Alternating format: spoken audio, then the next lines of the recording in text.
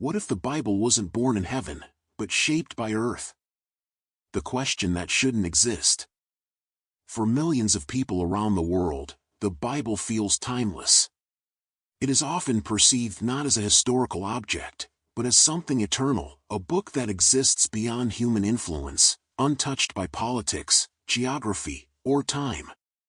In religious imagination, it is frequently seen as a finished truth that simply appeared, complete and unquestionable.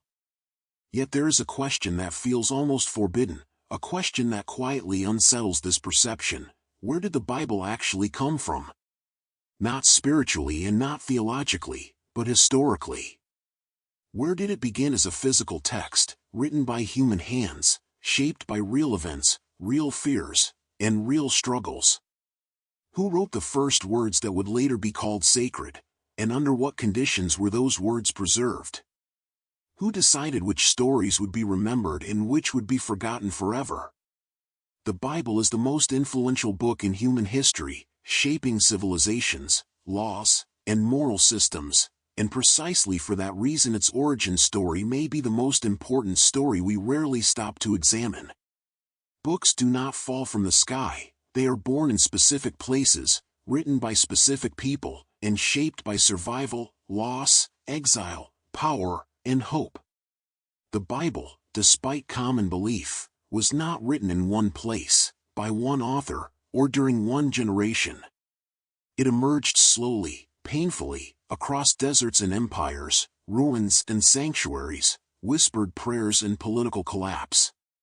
To understand where the Bible was born, we must travel not upward to heaven, but backward into the ancient Middle East, a world where memory was fragile, writing was rare, and storytelling was an act of defiance against disappearance.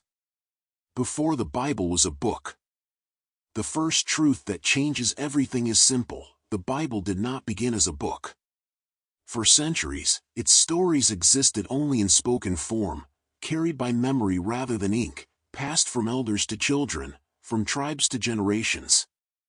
These were not casual tales, they were survival narratives, stories designed to explain why suffering existed, why exile happened, and why their gods sometimes seemed distant and then suddenly present again.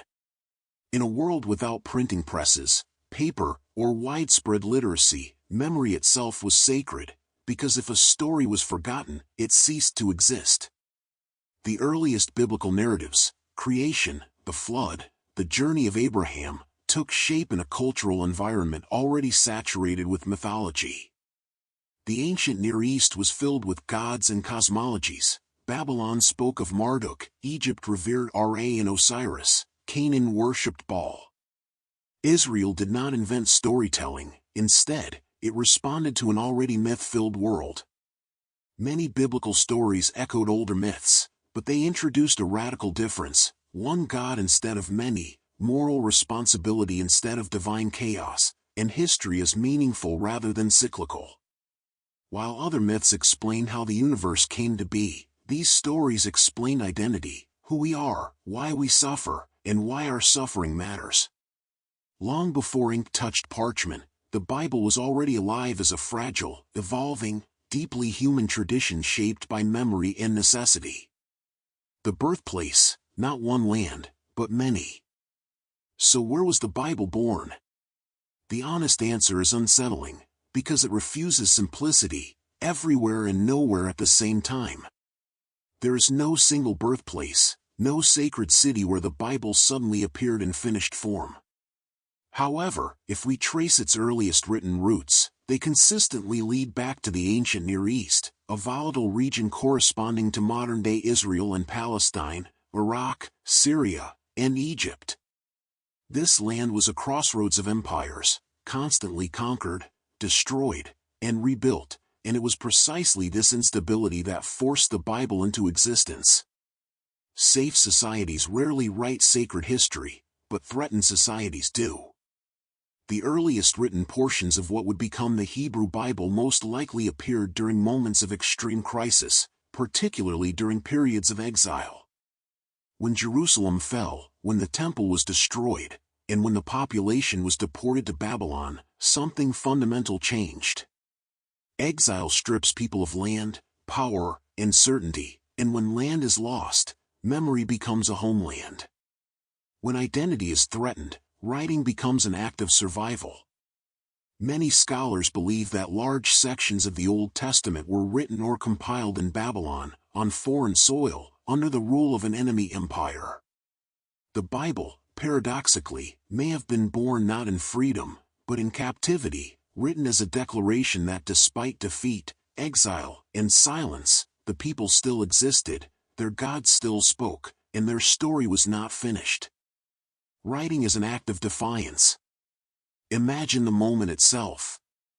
A scribe sits in a foreign land, surrounded by a language not his own, under the shadow of an empire whose gods appear victorious. His own God seems silent, defeated, absent.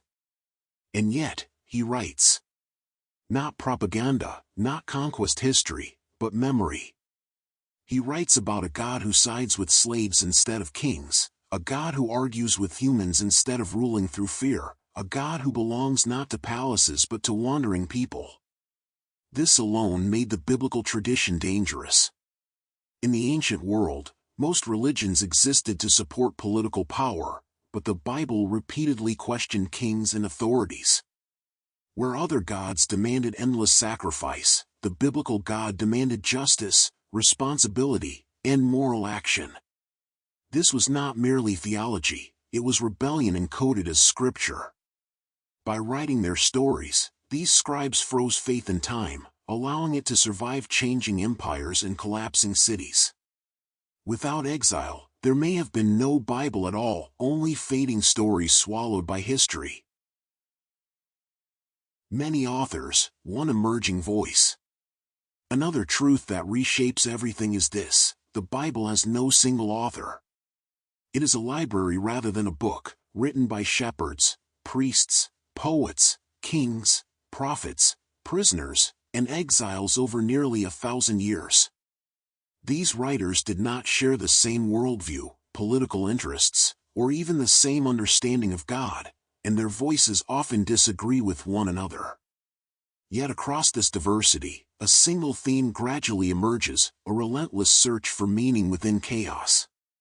That voice was never planned or designed, it arose organically, like a river fed by countless streams. When we ask where the Bible was born, we are ultimately asking something deeper than geography. We are asking where humans first decided that suffering was not meaningless and that history itself could carry purpose. The answer is not a place on a map, but a moment in human consciousness when pain demanded explanation and hope demanded words. From stories to scripture. At some point, memory was no longer enough. Oral tradition could preserve stories, but it could not protect them from distortion, loss, or political manipulation, especially when generations were born in exile and no longer remembered the land their ancestors came from. Writing became necessary not because faith was weak, but because identity was fragile. The transition from spoken story to written scripture did not happen suddenly, nor was it driven by divine command alone, it was driven by fear of disappearance. When a people realize that they may not survive as a nation, they begin to write who they are. Early biblical texts were not written for personal inspiration or public worship, they were written to preserve memory, law, lineage, and covenant. Writing fixed stories in place, turning fluid tradition into something authoritative, something that could resist time. Once words were written, they could be copied, guarded, debated, and eventually declared sacred. This moment marks a quiet but radical transformation. Faith became text, and text became power. The birth of the Torah. The first major body of biblical text to take recognizable form was the Torah, the 5 books traditionally attributed to Moses. Historically, however, the Torah was not written by a single author at a single moment, but compiled over centuries from multiple traditions, sources, and communities. These texts combined law, narrative, genealogy, and theology into a single framework that defined not only belief, but daily life. The Torah answered fundamental questions: who belongs to the community, how justice should function, how power should be restrained, and how a people should live with their God. In exile, these laws replaced land and temple, obedience replaced geography. The Torah became a portable homeland, something that could survive without borders. This is why its preservation mattered so deeply. To lose the Torah would have meant losing identity itself. Its formation marked the moment when scattered traditions were unified into a single narrative strong enough to survive centuries of displacement. Who decided what was sacred? Here we encounter one of the most uncomfortable truths about the Bible: not every ancient text survived, and not every story was chosen. The Bible is the result of selection. Communities debated, argued, and sometimes fought over which writings carried authority and which did not. Some texts aligned with emerging theological visions, others challenged them too strongly. Some emphasized obedience and law, others emphasized mysticism, rebellion, or alternative interpretations of God. Over time, religious leaders began to draw boundaries around what counted as scripture. These decisions were not arbitrary, but they were human. Texts that supported communal unity, ethical structure, and theological coherence were preserved, while others slowly disappeared or were declared non-canonical. This process did not destroy faith, it shaped it. The Bible, as we know it, is not the sum of everything ever written about God, but the result of centuries of conversation about which voices should define the community. The voices that almost vanished. For every book that entered the biblical canon, there were others that hovered at the edges of history. Texts like Enoch, Jubilees, and countless unnamed writings were read, copied, and respected by some communities but rejected by others. These texts remind us that early biblical tradition was far more diverse than the final canon suggests. Different groups held different visions of God, justice, angels, the end of the world, and humanity's role within it. The Bible did not silence these voices instantly, they faded gradually as institutional religion solidified. What survived was not necessarily what was most radical, but what was most sustainable. The loss of these texts does not weaken the Bible, it reveals its complexity. It shows us that the Bible is not a single voice from heaven, but a conversation across centuries, shaped by debate, fear, hope, and survival. A book shaped by survival. By the time the Hebrew Bible reached a stable form, it had already passed through exile, empire, destruction, and return. Its survival was not guaranteed, it was earned. Every generation that copied its texts chose preservation over forgetting. Every community that taught its stories chose continuity over silence. The Bible did not endure because it was untouchable, it endured because it was needed. It answered questions no empire could answer: how to live without power, how to find meaning in loss, and how to believe that history itself bends toward justice. This is why asking where the Bible was born matters. It was born not in peace, but in crisis, not in certainty, but in doubt, not in heaven, but in the lived experience of people who refused to let their story die. The New Testament emerges. As the Hebrew Bible solidified, a new story began to emerge among a small, oppressed community in the Roman province of Judea. This story centered on a man named Jesus, whose life, teachings, death, and reported resurrection would become the foundation of the New Testament. Unlike the Torah, which had taken centuries to compile, the earliest Christian texts were written within decades of Jesus' life. They were shaped not only by memory but by urgent necessity, because the first followers of Jesus faced persecution, displacement, and the constant threat of erasure. Writing these stories was an act of survival, similar to the scribes of Babylon centuries earlier, but with a new urgency. The story had to spread, unify, and endure before those who witnessed it passed away. This immediacy shaped both content and style, favoring letters, parables, and narratives that could be remembered, retold, and transmitted across the expanding Roman world. Politics, power, and canonization. The formation of the New Testament was deeply intertwined with the politics of the Roman Empire. Early Christian communities were diverse, holding different interpretations of Jesus' life and teachings. Some emphasized apocalyptic visions, others ethical conduct, others mystical communion with God. Conflicts emerged over authority, orthodoxy, and the definition of heresy. As Christianity grew, leaders recognized the need to unify texts to preserve identity and prevent doctrinal fragmentation. Councils, debates, and decisions over which texts were canonical occurred over centuries. Books that aligned with communal cohesion, historical consistency, and moral instruction were preserved, while others gradually disappeared or were excluded. The canon we know today, the four Gospels, Acts, Epistles, Revelation, represents not divine perfection but human selection guided by necessity, conviction, and the struggle to maintain continuity under threat.